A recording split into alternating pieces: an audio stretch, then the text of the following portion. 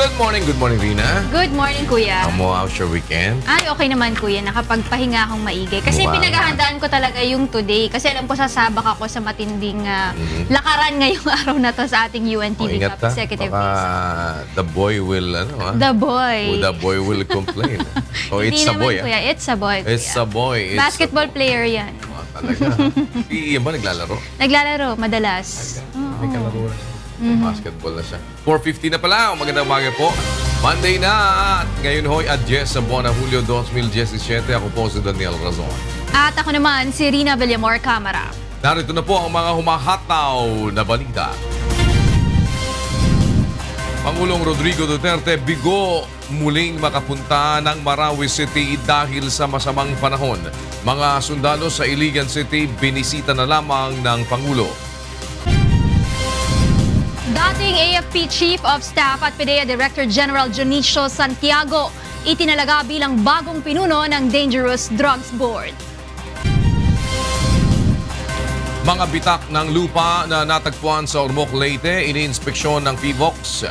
Mga residenteng nakatira sa ibabaw ng fault line sa barangay Tunggonan, pinalilipat ng lugar. Mga teroristang napapatay sa bakbakan sa Marawi City umabot na sa 366.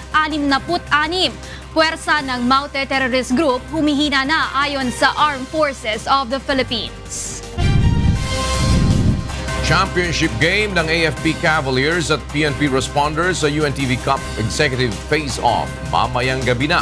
Mga dating professional basketball players at executives mula sa mga kalahok na kupunan maghaharap naman sa isang exhibition game. At lola na mag-isang nagtatrabaho para sa asawa, anak at mga apo, pinagkalooban ng makinang panahi at grocery items ng programang Munting Pangarap.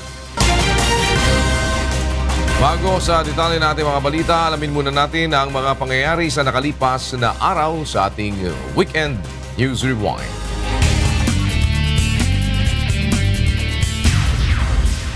Ikinatuwa ng National Democratic Front of the Philippines o NDFP ang pagpapalaya ng pamahalaan sa 10 political prisoners noong Biyernes. Sila na ang ikalawang batch ng NDFP members na pinalaya sa ilalim ng Duterte administration. Ayon sa isang pahayag, sinabi ng NDFP na dapat itong sundan ng pagpapalaya sa nalalabi pang 400 political prisoners. Samantala, 215 kadete ng Philippine Merchant Marine Academy o PMMA ang nakapagtapos na noong Biyernes sa San Narciso, Zambales. Ang mga ito ay mula sa Sandiglayan Class 2017 o Samahan ng Mandirigma at Manlalakbay sa Kaunlaran ng Bayan. Posibleng maging pribadong marino o kaya'y maging bahagi ng Philippine Navy ang mga bagong nagtapos sa PMMA. Sobrang saya ko po kasi tagal ko hinihintay po itong mag-graduate po.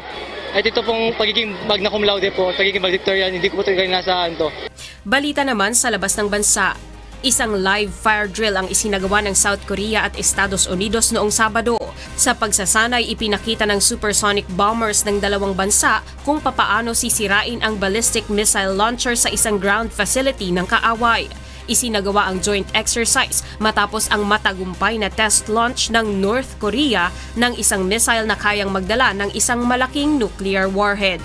Patay ang dalawa habang sugatan naman ang 25 iba pa sa malaking sunog sa Finance Ministry building ng bansang El Salvador noong Sabado. Ayon kay President Salvador Sanchez Seren, 3 sa mga sugatan ang nasa malubhang kalagayan. Hanggang sa ngayon, iniimbestigahan pa rin ng emergency services ng bansa ang sanhi ng sunog. Hindi na naman natuloy ang pagpunta ni Pangulong Rodrigo Duterte sa Marawi City. Kaya naman binisita na lamang nito ang mga sundalo sa Iligan City. Ito ang hataw na balita ni Rosalie Cos. Suot ang kanyang military uniform at sukbit ang isang assault rifle, sinubukang muli ni Pangulong Rodrigo Duterte na magtungo sa Marawi City noong Biyernes. Ngunit hindi ito natuloy dahil sa masamang lagay ng panahon. Ito ang ikalawang pagkakataon na ipinagpaliban ang pagpunta ni Pangulong Duterte sa Marawi City dahil sa bad weather condition. Ayon sa Pangulo, nais niyang magtungo ng Marawi upang ipakita sa tropa ng pamahalaan ang kanyang pagiging isa sa kanila sa pagtatanggol sa bayan. To be with the men, the fighting forces of government, I should show my face there. Hindi naman pwede yung peacetime ka na pumunta. Hindi naman yung sabihin mo na you place yourself in jeopardy, but somehow during the fighting, you should show yourself that you are with one in our desire to protect the Republic. At dahil hindi natuloy sa Marawi, binisita na lamang ng punong ehekutibo ang mga tropa ng 2nd Mechanized Infantry Brigade, Light Armor Division ng Philippine Army sa Barangay Maria Cristina sa Iligan City.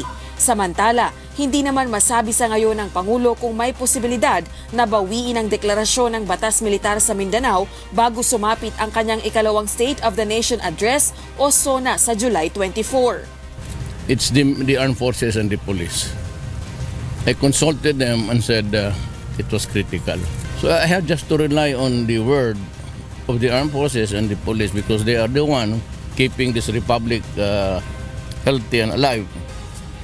Pag sinabi nila wala ng delikado and everything is okay, then that is the time that they will lift martial law.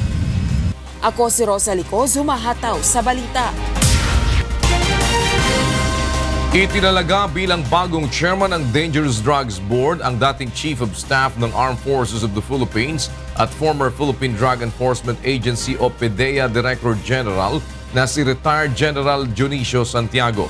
Ayon kay Presidential Spokesperson Undersecretary Ernesto Abella, expertise at advokasya na ni Santiago ang paglaban sa iligal na droga, kaya malaki ang maitutulong ng pagkakatalaga sa kanya sa DDB upang makamit ang hangad ng Pangulo na drug-free Philippines. Pinalitan ni Santiago si Benjamin Reyes na tinanggal sa pwesto matapos na magbigay ng mababang numero ng dami ng mga drug addict sa bansa na taliwas sa taya ng Pangulo na nasa mahigit kumulang na 4 na milyon. Ngayong araw ay inaasahang magsisimula sa trabaho si Santiago bilang bagong DDB Chief. Inirekomenda ng Philippine Institute of Volcanology and Seismology o PHIVOC sa lokal na pamahalaan ng Ormoc, Leyte na ilipat ang mga residente sa Barangay Tungunan na ang bahay ay nasa ibabaw ng fault line. Ito ang hataw na balita ni Jeneline Gakit. Nag-inspeksyon ng PHIVOC sa mga bitak na natagpuan sa Barangay Tungunan sa Ormoc City. Ito ang barangay na lubos na naapektuhan ng tumamang 6.5 magnitude na lindol sa Leyte Province noong nakaraang linggo dahil nasa ibabaw ito ng gumalaw na Philippine Fault. Mahigit 160 mga bahay sa lugar ang totally damaged at 300 naman ang partially damaged. Ayon sa PHIVOC, lahat ng mga residenteng nakatayo ang mga bahay sa ibabaw ng fault line ay dapat na ilipat ng lugar. Dapat din na ang mga istruktura na itatayo ay hindi bababa sa 5 metro ang layo mula sa fault line. Samantala, sa kabila ng matinding pinsala sa Ormoc City, hindi pa rin makapagdeklara ng state of calamity ang lalawigan. Ayon kay Mayor Richard Gomez, 2 lamang sa 5 criteria ng Office of the Civil Defense ang kanilang naabot. Dahil dito, hindi pa nila magagamit ang kanilang calamity fund. Kaya naman umaasa sila ngayon sa mga donasyong nagmumula sa iba't ibang mga grupo at individual. I always want an NGO to be there kapag meron ng donate. Ayokong ma-experience ng donors before na yung nangyari sa Yolanda, binigay lang sa gobyerno and then nawala, hindi nila ma-account for yung mga dinodonate nila. So, mula sa Ormoc City, Jeneline Gakit, humahataw sa balita. Isinailalim ng Department of Health sa Code Blue Alert ang lahat ng mga government hospital sa mga lugar sa Visayas na naapektuhan ng magnitude 6.5 na lindol. Ayon kay DOH Spokesperson Assistant Secretary Eric Tayag, kabilang dito ang Eastern Visayas, gayon din ang mga kalapit lalawigan tulad ng Bohol, Cebu, Negros at Surigao. Sa ilalim ng Code Blue Alert, ang lahat ng mga doktor at nurse sa mga ospital ay kailangang naka-duty. Ito ay upang makasiguro na may sapat na bilang ng mga medical staff na mag-aasikaso sa mga dadalhing pasyente na naapektuhan ng lindol. Samantala, ipinasusuri na ng DOH sa mga engineer ang integridad ng mga government at private hospitals sa mga nilindol na lugar upang makasiguro na ligtas ang mga ito na pagdalhan ng mga pasyente.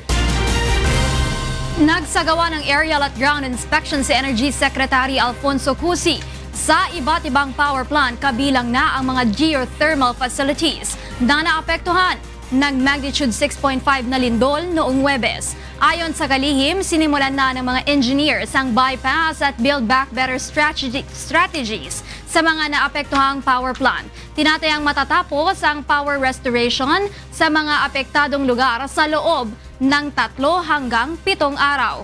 Pinasasalamatan naman ni Secretary Cusi ang lahat ng mga tauhan na nagtrabaho 24 oras upang mabilis na maibalik ang supply ng kuryente sa nasa 3 milyong consumer.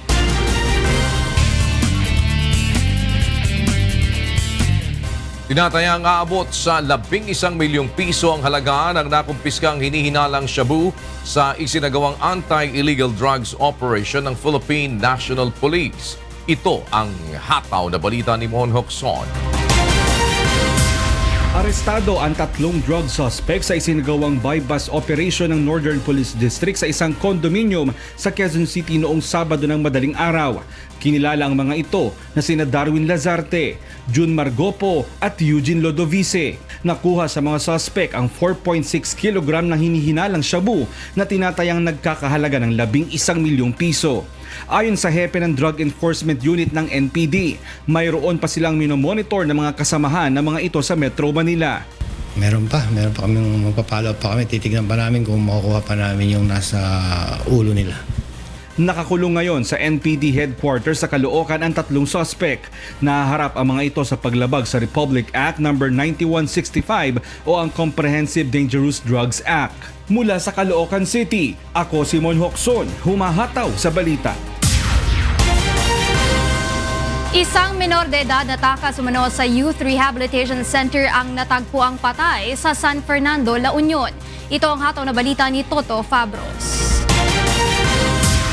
Nakadapa pa sa tabi ng daan at may masking tape ang bibig at mga kamay at may ilang tama ng bala ng baril.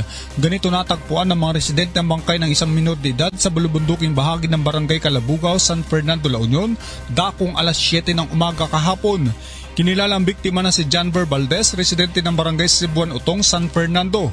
Yung mga resident dito po doon, mayroon ho silang narinig na putok ng baril, mga 5 yata sabi nila. Na-recover sa crime scene ang 5 basyon ng bala ng kalibre 45 baril, isang upos ng sigarilyo, isang transparent heat-sealed plastic sachet na naglalaman ng hinihinalang marijuana, 2 transparent heat-sealed plastic sachet na hinihinalang shabu at ilang aluminum foil. Ayon sa San Fernando City Police, kamakailan lang ay nahuli sa isang anti-drug operation ng biktima at dahil sa minor de edad, dinala ito sa isang youth rehabilitation center sa Bawang, La Union.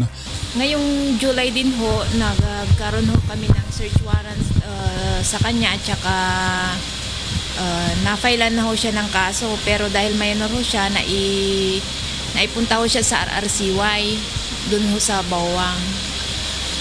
After ho noon na parang nakatakas ho siya doon. Sa kasalukuyan ay patuloy pa ang investigasyon ng mga otoridad kung ano ang motibo at kung sino ang mga sospek sa pagpatay sa biktima. Mula sa La Union, Toto Fabros, humahataw sa balita. Arestado ang 2 lalaking sakay ng isang motorsiklo matapos na mahulihan ng kalibre 38 baril sa isang checkpoint sa Agham Road, Quezon City. Alamin natin ang iba pang detalye mula kay Rajel Adora. Live! Good morning, Rajel!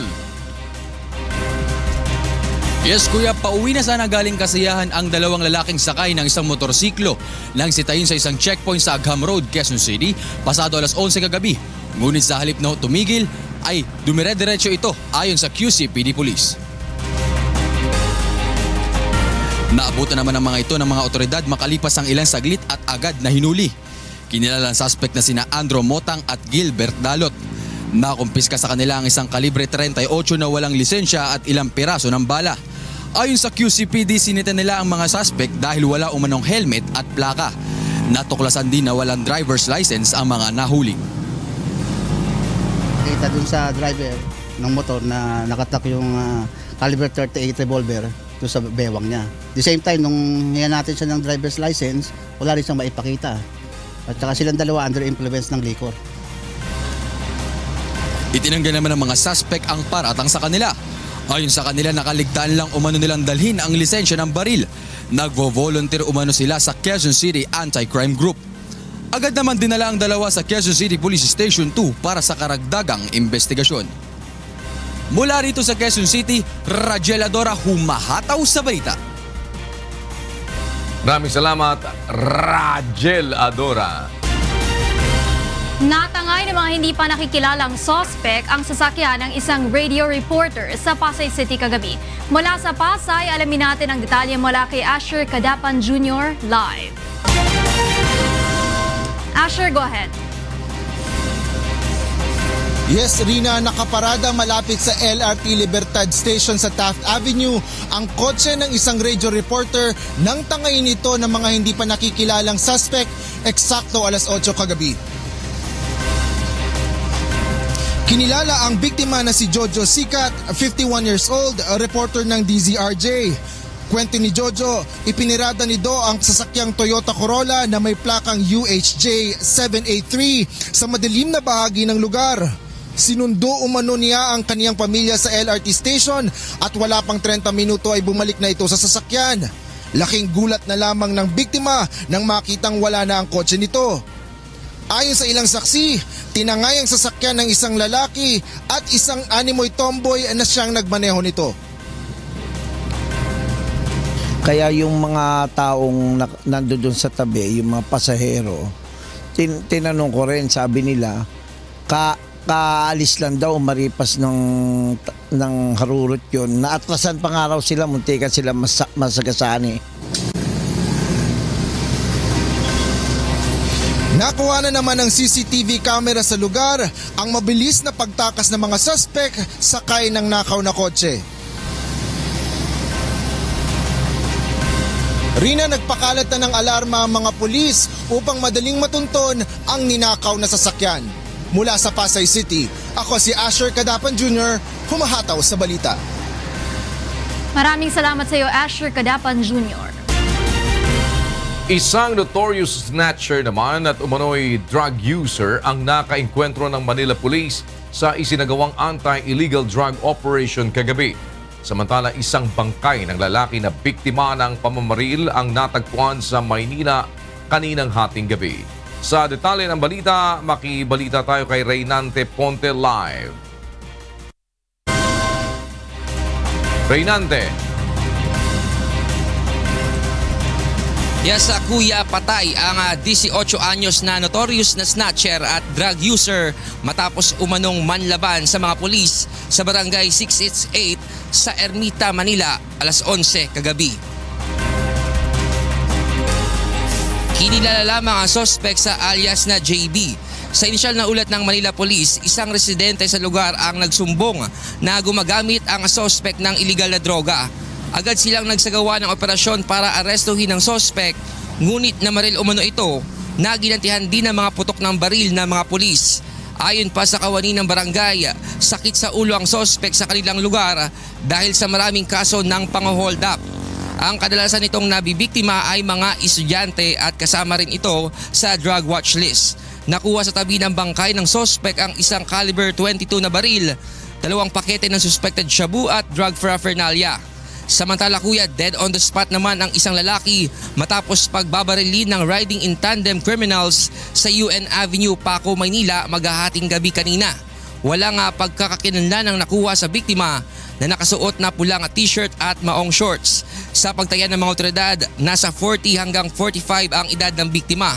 Kwento ng saksi, nakarinig siya ng 2 hanggang 3 putok ng baril at may nakitang nakasakay sa motorsiklo na 2 sospek. Madilim anyo sa lugar kaya hindi nila napansin kung may plaka ang motorsiklo. Bagaman may CCTV camera sa lugar ay hindi naman ito nakatutok sa pinangyarihan ng pamamaril. Narikover kuya ng Soko ang 8 basyo ng bala ng kalibre 45 sa lugar at inaalam pa ng posibleng motibo sa pamamaril at ang pagkakakilanlan ng biktima. Yan muna ang update mula dito sa Manila. Ako si Reynante Ponte, humahataw sa balita. Maraming salamat, Reynante Ponte. Na-aksidenteng tricycle driver sa Bulacan, tinulungan ng UNTV News and Rescue Team. Mga teroristang napapatay sa bakbakan sa Marawi City umabot na sa 366. Puwersa ng Maute Terrorist Group humihina na ayon sa Armed Forces of the Philippines. Pagsasaayos ng mga nasirang paaralan at pagbibigay ng psychosocial support sa mga apektado ng gulo sa Marawi, tututukan ng Department of Education. At 6-month moratorium sa lahat ng loan payments ng mga apektado ng Marawi City o Marawi Crisis, inanunsyo ng Pag-ibig Fund. Tinulungan ng UNTV News and Rescue Team ang isang lalaking sugatan matapos na bumangga ang minamanehong tricycle sa steel barrier sa Bulacan. Ito ang hataw na balita ni Nestor Torres. Pauwi na sana mula sa kasiyahan ang isang lalaki kasama ang kaibigan nito nang bumangga ang minamanehong tricycle sa isang steel barrier sa Barangay Cruz Giginto, Bulacan. Pasado alas 11 ng gabi noong Sabado. Nagtamo ng bukol sa ulo, gasgas sa ilong at daliri ang biktima na kinilalang si Ramil Caparas, 58 anyos.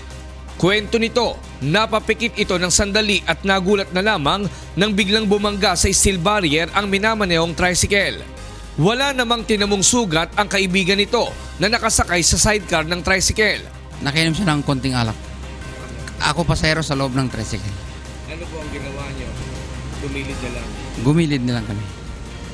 Kaya umikot siya nung masagi doon sa steel barrier. Agad namang nilapatan ng pangunang lunas ng UNTV News and Rescue Team ang mga sugat ng biktima, ngunit tumanggi nang magpadala sa ospital pagkatapos nito. Ayon naman sa asawa ng biktima, hindi ito ang unang pagkakataon na naaksidente si Caparas. Ako nga po nagkaroon ng phobia sa ganyang aksidente kasi kaalis lang namin sa sa provincial 9 days kami doon. Eto na naman, sabi ko nga inom din. Nagpapasalamat po ako sa inyo kahit paano na anuhan niyo ang asawa ko. Na-rescue niyo. Mula sa Bulacan, ako si Nestor Torres, humahataw sa balita.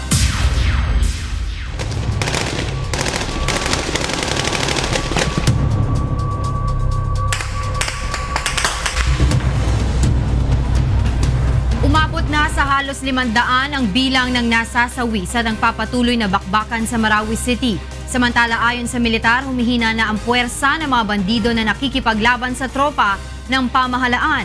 Ito ang hataw na balita ni Victor Cosar. Itutuloy pa rin ng militar ang pagsasagawa ng airstrike sa mga lugar na pinupwestuhan ng mga sniper ng Maute Terrorist Group upang maiwasan ang maraming casualty sa tropa ng pamahalaan. Maraming gusali at tahanan din ang kailangan pang suyurin ng militar upang masigurong walang naiwang bomba ang mga umaatras na bandido. Ayon sa AFP, kapansin-pansin naman sa ngayon na mahina na ang puwersa ng mga kalaban. Medyo humina, no? If you compare ng kung scale of 1 to 10, kung yung una is 10, ito nasa mga 1 na lang dito sa area natin. Subalit wala pang katiyakan kung hanggang kailan magtatagal ang gulo sa Marawi City na nagsimula noong May 23. Sa tala ng AFP, sa ika-47 araw mula nang sumiklab ang krisis, 366 na bandido na ang napatay sa bakbakan, habang 87 sa panig ng AFP at PNP. 39 na sibilyan na rin ang nasawi. Subalit patuloy namang naililigtas ng militar ang ilang sibilyan na naiipit sa labanan. Nitong Biyernes, 4 na sibilyan ang nailigtas ng AFP matapos ang mahigit 40 araw na pagtatago upang huwag mahuli ng mga terorista. Kitang-kita po namin dahil sa harapan lang namin sila, sumilip kami kunti. Kung pwede ba kami makalabas, mahirapan tayo dito, parang mamatay na siguro tayo dito. Kaya naisip namin na maghanap lang tayo ng paraan, parang makontak natin yung army. Coordinated po yung habang nagte-check sila, sinasabihan po ng kasundaluhan natin kung kailan sila labas. So bomba mo na, kinanyon mo na yung area, yung mga mortar bago sila lumabas, patakbo pa labas.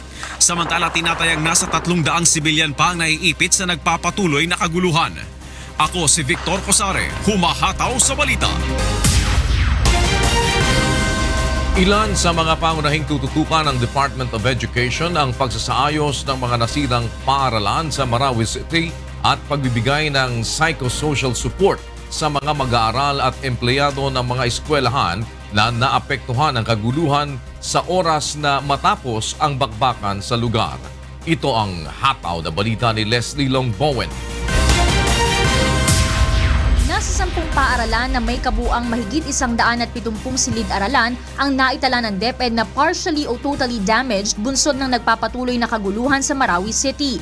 Tiniyak naman ng kagawaran na agad sisimula ng pagsasaayos sa mga naapektuhang eskwelahan sa oras na matapos ang military operation laban sa Maute Terrorist Group. Ang ating pong talagang focus po ngayon ay to rehabilitate, repair, and construct new classrooms if necessary sa Marawi City at ilang pang lugar na naapektuhan nga po nitong kaguluhan sa Marawi. Siguraduhin ligtas ito pong mga paaralan na ito bago po bumalik ang ating mga mag-aaral. Bukod sa rehabilitasyon ng mga paaralan, pagtutuunan din ng pansin ng DepEd ang pagbibigay ng tulong sa mga mag-aaral at empleyado ng paaralan pagdating sa psychological at social factors. Makakaasa po kayo na yung dapat po natin gawin in terms of providing the necessary psychosocial intervention. We have to address yung psychological impact of this violence not only to our children but to our teachers and the non-teaching personnel. Sa ngayon ay nasa 22,000 na ang mga displaced learner mula sa Marawi o mga kabataang piniling mag-enroll muna sa mga paaralan sa ibang lugar. Hindi pa rin tiyak ng DepEd kung kailan maaaring magbukas ang klase sa Marawi at sa 8 paaralan sa Lanao del Norte na apektado ng kaguluhan. Mula sa Pasig City, ako si Leslie Longbowen, humahataw sa balita. Inanunsyo ng Home Development Mutual Fund o Pag-ibig Fund ng 6-month moratorium sa lahat ng uri ng loan payments para sa mga miyembro nitong naghahanap buhay sa Marawi City. Sakop din ito ang mga miyembrong nakatira sa lungsod at naghahanap buhay sa ibang lugar. Ayon kay Pag-ibig Fund Chief Executive Officer Ahmad Rizal Dimoti, hiniling ito ng mga local government unit dahil sa nagpapatuloy na bakbakan sa Marawi City. Bukod sa moratorium sa loan payments, nagpatupad din ng moratorium ang Pag-ibig sa remittances ng kontribusyon ng mga Pag-ibig Fund member na taga Marawi.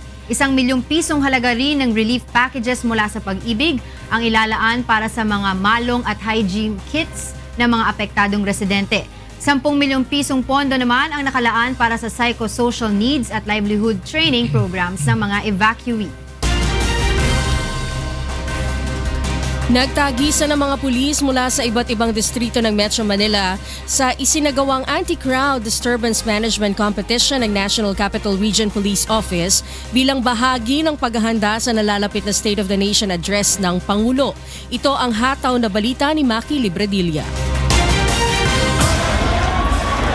Nagkabatuhan, nagkabalyahan, naging marahas ang mga realista para gibain ang depensa ng mga pulis. Ito ang senaryo sa Quirino Grandstand sa Luneta noong Sabado na bahagi ng Civil Disturbance Management Competition ng NCRPO. Nilahukan ito ng mga pulis sa iba't ibang distrito ng Metro Manila.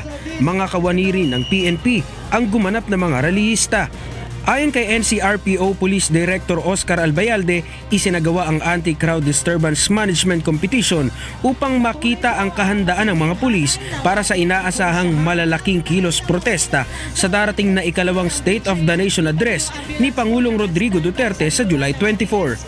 Expect kasi natin dito medyo may pag-aggressive ng konti yung mga realista natin na or militanteng grupo, no, dahil may mga issues sila na sinasabi ngayon, unlike last year na puro suporta sa ating presidente. Ayon pa sa NCRPO Chief, layon din ang naturang kompetisyon na maipakita sa publiko ang pagpapatupad ng PNP ng maximum tolerance sa mga nagkikilos protesta. No, yung sa atin naman is yung para ma-exercise at ma-ensayo yung ating mga kapulisan at matuto sila na mag-tolerate ng mga violence, no? Yung pambabato, yung pananakit, no? Dito pa lang sinasanay na natin sila.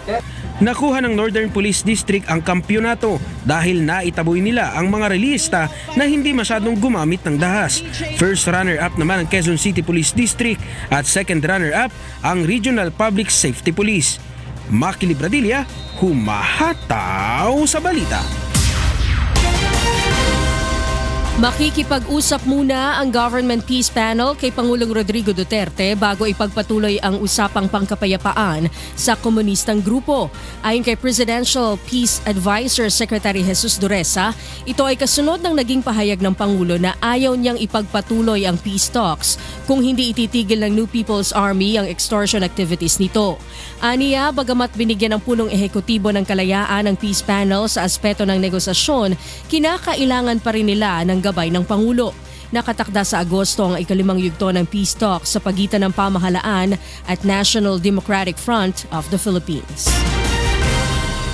Sinimulan na ng Bureau of Corrections ang paglalagay ng mga high-tech na signal jammer sa loob ng New Bilibid Prison.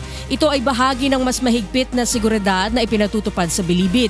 Ayon kay Bucor Director General Benjamin De Los Santos, ang naturang signal jammers na nagmula pa sa bansang Israel na nagkakahalaga ng 100 milyong piso ay kayang tukuyin kung nasaan ang teleponong ginagamit ng mga person deprived of liberty o preso.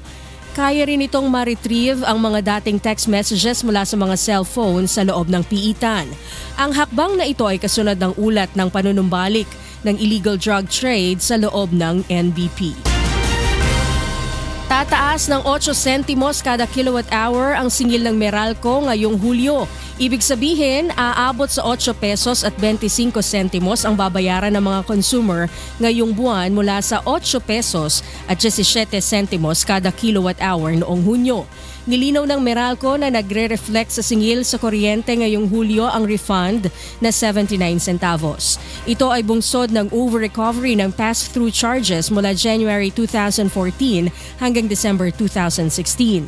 Gayunpaman, ayon sa Meralco, ang pangunahing dahilan ng bahagyang pagtaas ng generation charge ay ang paggalaw ng piso kontra dolyar. Narito ang pahayag ni Head of Utility Economics for Meralco, Larry Fernandez. From May to June, nagkaroon ng depreciation of the peso from below 50 pesos per the US dollar to 50.47 pesos per US dollar in June. Oil price hike inaasahang ipatutupad ng mga kumpanya ng langis sa ikalawang pagkakataon. Ngayong buwan, presyo ng diesel tinatayang tataas ng mahigit piso. Awiting You're All I Need na nilikha ng singer-composer sa loob lamang umano ng 15 minuto, wagi sa second weekly elimination sa buwan ng Hulyo ng A Song of Praise Music Festival kagabi. Championship game ng AFP Cavaliers at PNP Responders sa UNTV Cup Executive Face-Off. Mamayang gabi na, mga dating professional basketball players at executives mula sa mga kalahok na koponan maghaharap naman sa isang exhibition game. At lola na mag-isang nagtatrabaho para sa asawa, anak at mga apo pinagkalooban ng makinang panahi at grocery items ng programang Munting Pangarap. Inaasahang magpapatupad na naman ng dagdag presyo sa mga produktong petrolyo ang mga kumpanya ng langis ngayong linggo. Sa pagtaya ng mga oil industry player, mahigit piso ang madaragdag sa kada litro ng diesel. 70 hanggang 80 sentimos naman sa presyo ng bawat litro ng gasolina, habang 80 hanggang 90 sentimos ang itataas ng presyo ng kerosene. Ito ang ikalawang pagkakataon na magpapatupad ng price increase ang mga oil company ngayong buwan.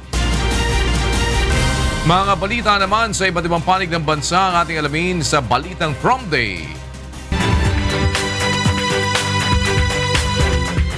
Mula sa Baguio City, makibalita tayo sa Luzon Region kay Bradley Robusa. Naimbag-abigat na Bradley. Yes, kuya, agyamanak na imbag na bigat kinyam kan para kadagiti kasang bahay tayo. Dagito'y tidamdamag nga naala tayo dito'y Luzon Region. Haanan nga mangited tinayon nga aldaw ti lokal nga gobyerno ti Baguio City para kadagiti illegal settlers sa J.B. Back Properties kan niribandan matten kano daytoy no sumarno nga bulan. Dahito ti damag ni Marvin Calas. Ituloy ang ti lokal a gobyerno iti Baguio City ti panag-demolish iti Benguet Ifugao Bontoc Apayao Kalinga wenno Bibak Properties daytoy sumaruno a bulan. Kinuna ni Baguio City Mayor Mauricio Dumogan, Umanayon iti 60 nga putawen nga panagtalinaed dagiti illegal settlers sa Jay Paset. Ken panawenan tapno mausar iti gobyerno iti nakuna adaga. Iti June 35 kuma ang masapol nga nariba dagiti illegal nga istruktura sa Jay Bibac Properties. Ngem intantanda ito iti 3 a bulan tapno makapanaw dagiti agtaltalinaed ditoy. Kunin nila lahat ng kanilang mga improvements diyan, bakit the property, parang makapag-comply tayo din sa sinasabi ng audit na dapat the city government should exert effort to generate income from these properties. Yun lang yung ano dyan issue dyan. 58 a pamilya iti agtaltalinaed sa Jay Paset ngem kaadwan kadagitoy ket pinilidan nga pumanaw. At damat dagiti sabali a pamilya nga madida nga umalis sa Jay napili a relocation site sa Jay Longlong La Trinidad. Gaputa saan pay nga naiurnos dagiti pasilidad. Ang hinahabol lang namin yung rights. Diba, meron naman yung president policy na kung walang relocation, hindi muna i-demolish. Mangnamnamamat iti lokal a gobyerno nga voluntaryo a pumanaw dagiti illegal settlers tapno maliklikan ti anyaman a gulo. Manipod dito'y Baguio City. Siak ni Marvin Calas, umahataw sa balita. May isa nga Junior Rescuer Olympic tinaramat sa Jay Cabanatuan City. Simbali dito'y tinasurok duwa gasot nga elementarya ken high school students i Jay Paset. Dali tidamag ni Danny Munar. Nagpakita ng husay, bilis at galing sa pagbibigay ng pangunang lunas ang nasa 176 na elementary at high school students sa Cabanatuan City sa isinagawang Junior Rescuer Olympic Competition noong Biyernes. Tiningnan ang kasanayan ng mga ito sa bandaging, splinting at pagbuhat sa mga pasyente. Ang Rescue Olympic ay bilang bahagi ng pagdiriwang ng National Disaster Resilience Month. Ayon sa Department of Education, mahalaga ang pagsasagawa ng ganitong aktibidad upang makatulong sa pagbibigay kaalaman at makapaghanda sa mga sakuna ang mga kabataan. Angat po namin dito na sa murang edad pa lamang po ng ating mag-aaral ay masanay na po natin sila sa pagtugon sa panahon po ng kalamidad. Unti-unti, pinupuno natin yung kanilang kaisipan pagdating sa first aid para maabot natin yung saving lives. Itinanghal na champion sa kompetisyon ang Cabanatuan North Elementary School at San Jose National High School na nakatanggap ng tigda 20,000 pisong premyo. Mula dito sa Nueva Ecija, ako si Danny Munar, humahataw sa balita.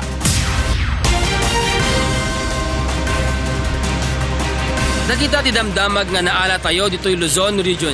Manipod dito'y Baguio City, ag sublikinyam Kuya Daniel. Agyamanak Bradley Robuza live mula sa Baguio City. At para naman sa mga balita sa Visayas Region, nasa Cebu City si Deb Riveral. Mayong buntag, Deb. Yes, daghang salamat Kuya Daniel ug maayong buntag sa atong mga kasangbahay. Aniya na mga balita gikan sa nagalain-laing bahin sa Visayas. Malinaw ang kinatibukan nga usa ka semana sa ASEAN Summit-related meetings nga gipahigayon sa Cebu City niaging semana.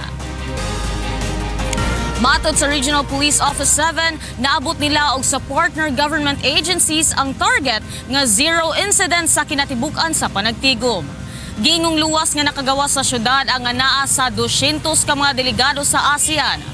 Kapin sa 4,000 mga security personnel ang gitagana sa panagtigom nga nagsugod miadtong Hulyo 1 ug nahuman miaging Biyernes. Sa laing bahin, tabangan sa lokal nga kagamhanan sa Leyte ang Integrated Bar of the Philippines Leyte Chapter sa itukod nga opisina niini sa Tacloban City. Adunay free legal aid program ang Integrated Bar of the Philippines Leyte Chapter, maong kung anaan na sila kaugalingong pwesto, mas dali silang maduulan sa mga kabus nga di kayang makabayad og abogado. Matod kay Leyte Governor Mike Petilla maghatag og pasiuna nga 3 million pesos para sa pagtukod og opisina. And we will commit to help with your office also.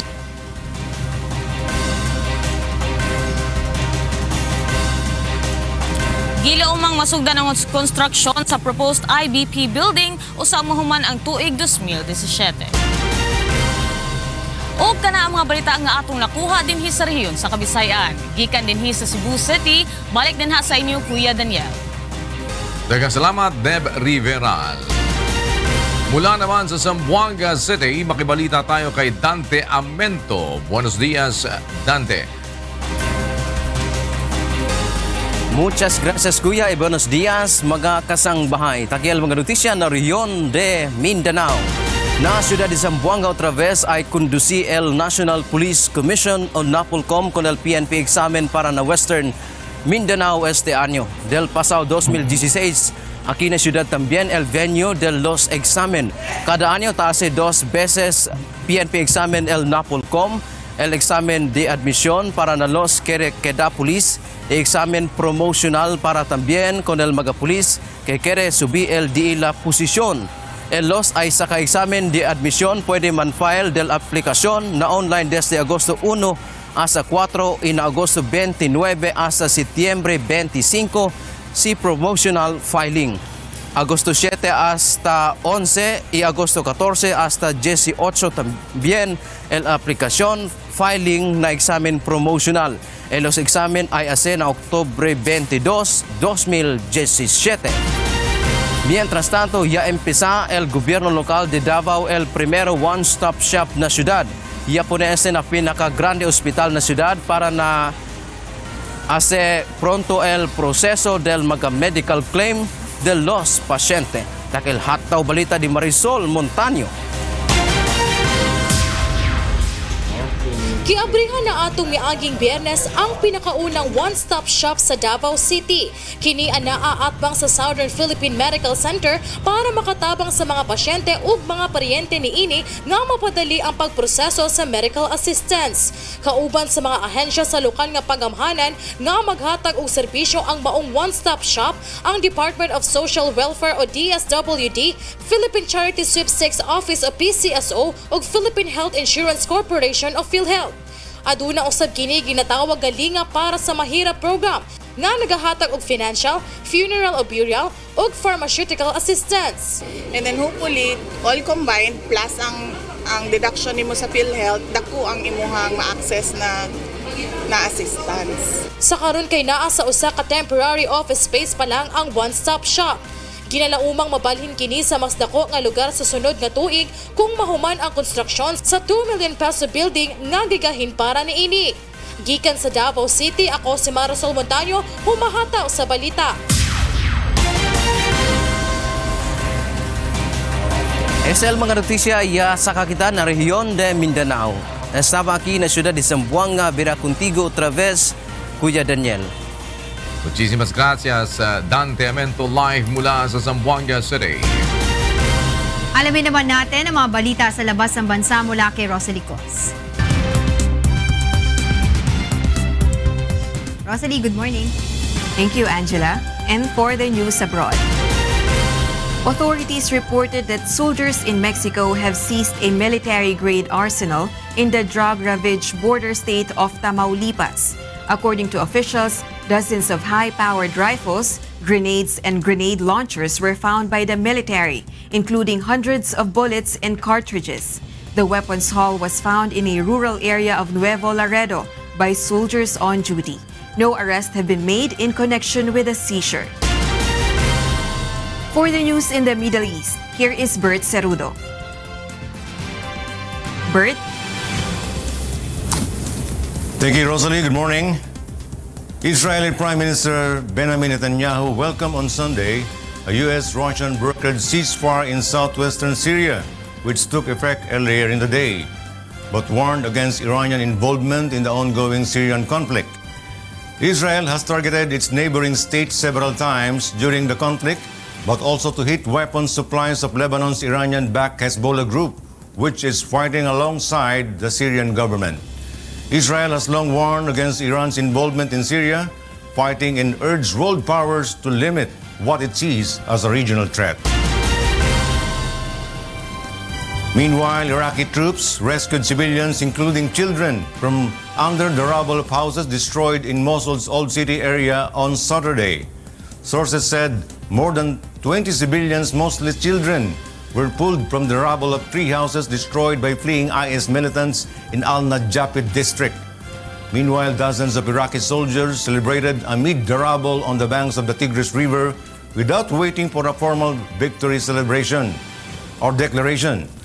IS militants vowed to fight to the death in Mosul on Saturday. Those are the latest news in the Middle East. Back to you, Rosalie. Thank you, Bert Sarudo from Dubai, UAE. In other news, Russell's Summer Canal Side Beach opened on Friday to a 28 degrees Celsius sunny afternoon. For 5 weeks, Russell's residents and visitors can lounge on a strip of sand in the heart of the city with no need to travel to the coast. Russell's Beach, organized by the city since 2003, features bars and food stalls from around the world, sports and music entertainment located in the port of Brussels, northwest of the center. And those are the latest from abroad. Back to you, Angela. Thank you, Rosalie Cos.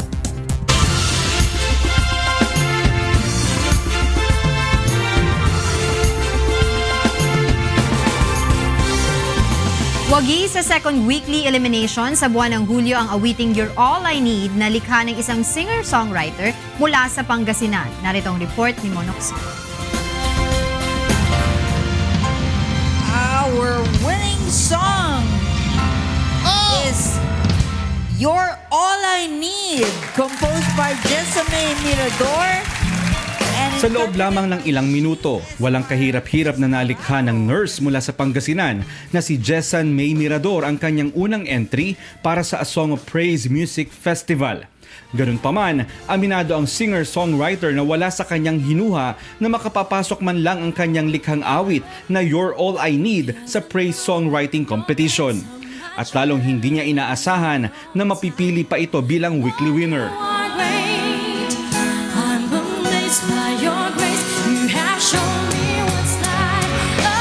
Grabe, sobrang saya ko po kasi hindi ko talaga in-expect na makukuha sa screening yung pinasa kong kanta.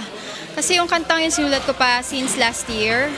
And mabilis ko lang pong nasulat yung kanta, siguro mga 15 minutes and galing talaga siya sa puso. Umani naman ng papuri mula sa mga hurado ang nanalong song entry. Gusto ko yung melody, it's very light, it uplifts the soul. Gusto ko rin yung mga comparisons sa you are the pill to my pain and you are the key to my change. Gusto ko yung comparisons na ginagamit mo. I think this is a very strong song. When we're able to treat those minor wounds dito sa kanta mo, this is a very healthy song. Talagang panlaban to. Isang magandang choice din para kay Judge Junji Marcelo ang ginawang pakikipag-collaborate ni Jessan sa ibang artists. Maganda yon.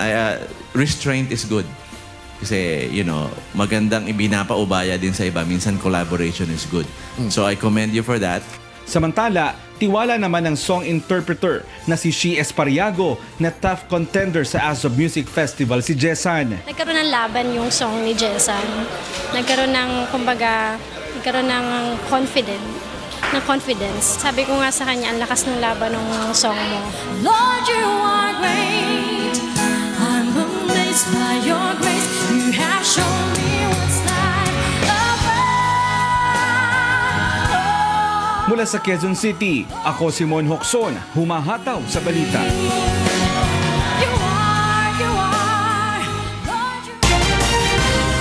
Para sa sports update, narito si Rina Villamor Camara.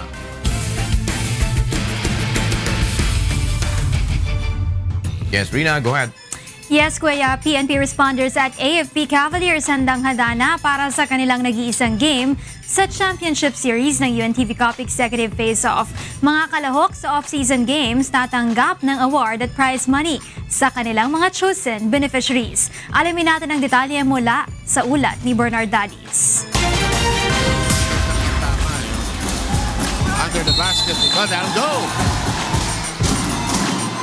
Drive to the basket, finds its way home. Ilang oras na lamang ay masasaksihan na ang championship game ng AFP Cavaliers at PNP Responders sa UNTV Cup Executive Face-Off sa Smart Araneta Coliseum.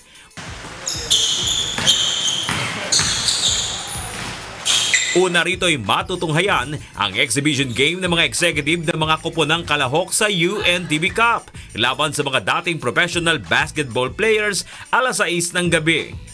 Isang napakagaan at napakagandang oportunidad para makasama ang mga dati naming idols, pero hinangaan yan ng buong bansa. At napakaganda rin ng mga purpose o paraan ng magiging benefit itong game na to. Nagpapasalamat kami sa UNTV for giving us this opportunity. Binigyan kami ng pagkakataon kahit ganito na edad namin, makasama namin sila at makalaro. At the same time, kasama namin sila naglalaro, nag-i-enjoy kami, we're having fun. At the same time, nakakatulong tayo sa ating mga kababayan. 1 milyong piso ang ibibigay sa samahan ng mga dating professional na basketball players na tumutulong sa pagpapagamot ng kanilang mga kasamahan na may sakit. Napakalaking bagay na makatulong sa mga dating nagdala ng karangalan sa atin sa larangan ng basketball, pero sa kasalukuyan nahihirapan sa kanilang buhay. Lalaro ko kami na maganda kasi alam namin na yung pupuntahan ng proceeds para sa magandang bagay. Salamat ho sa UNTV at sa mga PBA players na to. Noong nakaraang Biyernes, nag-ensayong lineup ng executive selections bilang paghahanda sa kanilang exhibition game. Masarap sa pakiramdam makakalaban mo yung mga dating PBA. Gumawa lang kami ng simpleng play para hindi naman magulo kasi iba-ibang team sila Para naman merong yung ikot ba ng bola sa court, maganda yung pasahan. Para sa executive selections, isang malaking karangalan na makasama sa hardcourt ang mga manlalaro na nagbigay ng karangalan sa ating bayan. It's a privilege na maging member ng selection ng executive UNTV Cup. Kasi mga kalaban nga namin yung mga, siyempre, PBA legend yan Iba yung mga narating niya. Samantala, alas 7:30 naman ng gabi ang championship game ng AFP Cavaliers at PNP Responders. 1 milyong pisong premyo ang makakamit ng tatanghaling kampyon at kalahating milyong piso naman para sa runner-up. 250,000 pesos naman ang third place na nakuha ng DOJ Justice Boosters. 200,000 pesos sa Judiciary Magis na nakuha ang ika-4 na pwesto. At tig-100,000 piso naman sa Senate Sentinels at BOC Transformers na nasa ika-5 at ika-6 na pwesto. Bernard Dadis, humahataw sa balita. Kuya, excited na nga ang lahat para sa do or die game ng PNP Responders kontra sa AFP Cavaliers. At kung ang AFP Cavaliers nga ang mananalo, ibibigay nila ang kanilang 1 million pesos sa AFP EBSO, Educational Benefit System Organization, kung saan nandito yung mga naulila ng mga sundalong namamatay sa bakbakan. At kung ang PNP Responders naman ang mananalo, ibibigay nila ito sa Sangguniang Masang Pilipino International Foundation Incorporated para naman ito sa mga naulila ng mga polis na nakikipagbakbakan sa Marawi City Siege. Yan muna ang latest sa sports. Back to you, Kuya. Maraming salamat, Rina Villamor Camara.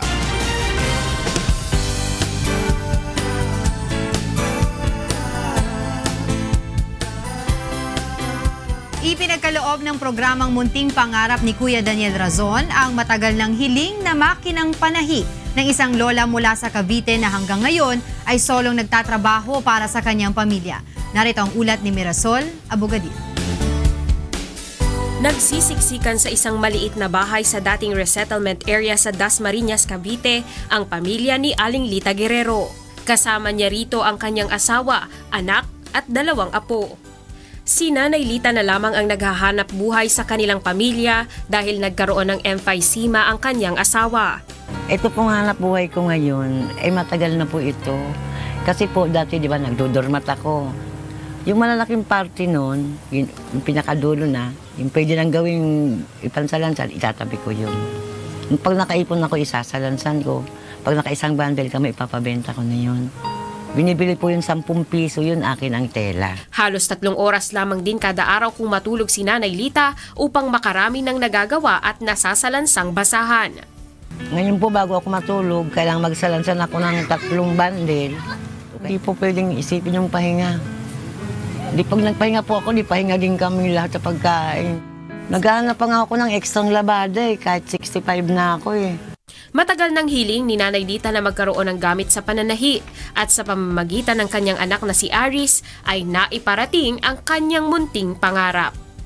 Bukod sa bagong makinang panahi, pinagkalooban din ng programa ang Pamilya Guerrero ng bigas at grocery items at dagdag puhunan na mula naman kay Brother Eli Soriano. Unang-una po sa Diyos. Kay Kuya Daniel, maraming salamat po. Eli, maraming salamat po sa pinagkaloob niyo po sa amin. Hindi po namin malilimutan to, Brother Eli.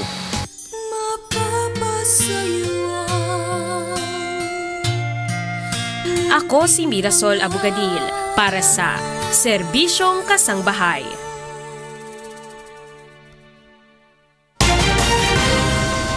Para sa mga karagdagang balita, bumisita lamang sa aming website na untvweb.com. Nandiyan po ang ikatlong paghataw ng mga balita sa umagang ito, araw ng Lunes, July 10, 2017. Kasama ang buong puwersa ng UNTV News and Rescue sa iba't ibang panig ng daigdig. Si Bradley Robusa sa Baguio City, si Deb Riveral sa Cebu City, si Dante Amento sa Zamboanga City, si Fatima Tumang sa Winnipeg, Canada, si Bert Cerudo sa Dubai, UAE. Ako po, si Daniel Razon. At ako naman si Angela Lagunzad. Susunod na ang programang Bawal ang Pikon. Get it straight with Daniel Razon.